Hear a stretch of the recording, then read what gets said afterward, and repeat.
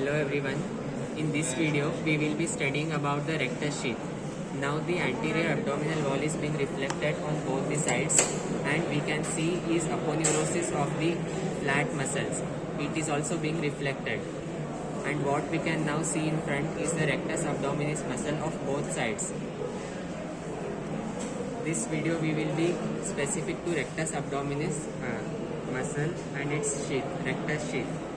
It is a aponeurotic sheath which encloses the rectus abdominis muscle and pyramidalis muscle if it is present. And it is derived from the flat muscles of anterior abdominal wall, which are external oblique, internal oblique and transversus abdominis. Next, coming to some of its features, it presents anterior and posterior walls. We will be describing it in later. Next is anterior wall is complete throughout its extent, whereas the posterior wall is deficient in upper part and in lower part it is deficient. We can also see the tendinous intersections on the rectus abdominis muscle. There are 3 tendinous intersections, one at xiphoid process, one at the level of umbilicus and another at the level between those two. Next, coming to its formation, we will see its formation at 3 levels. First level is above the level of costal margin. So what we are seeing is the costal margin, and we will see its formation above the costal margin. Above the level of costal margin, anterior wall is formed by aponeurosis of only external oblique. So it is thin compared to the next parts. It is only formed by aponeurosis of external oblique. Next, in the posterior wall is deficient. We can see the ribs, 5th, 6th and 7th costal cartilage and its intercostal muscles. Next is we will see between the costal margin and arcuate line.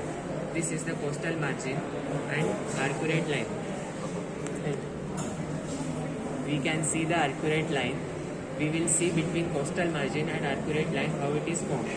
Anteriorly, it is formed by fusion of aponeurosis of external oblique muscle and anterior lamina of internal oblique muscle.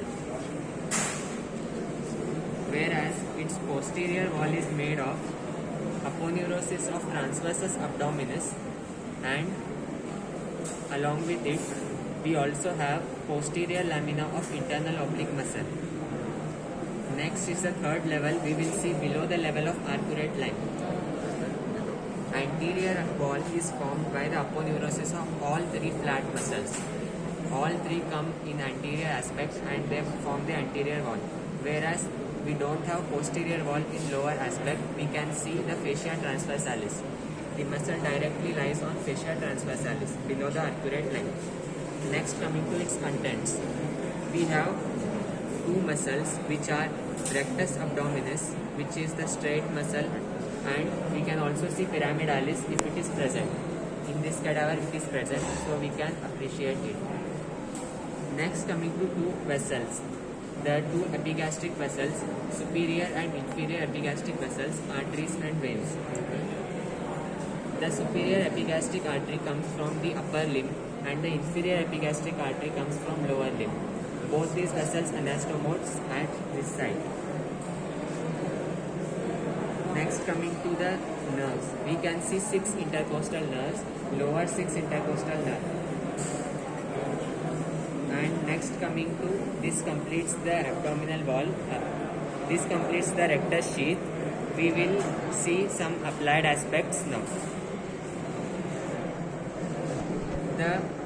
The pedicle flap of upper part of rectus abdominis is used for reconstructive surgery of breast. Next, coming to divercation of recti. In some old elderly woman who is multiparous, in that person, when she coughs or sneezes, we can see the separation of 2 rectus abdominis muscles along with its sheath. So, the loops of intestine can protrude out from this divercation. Next, coming to hematoma of rectus sheath.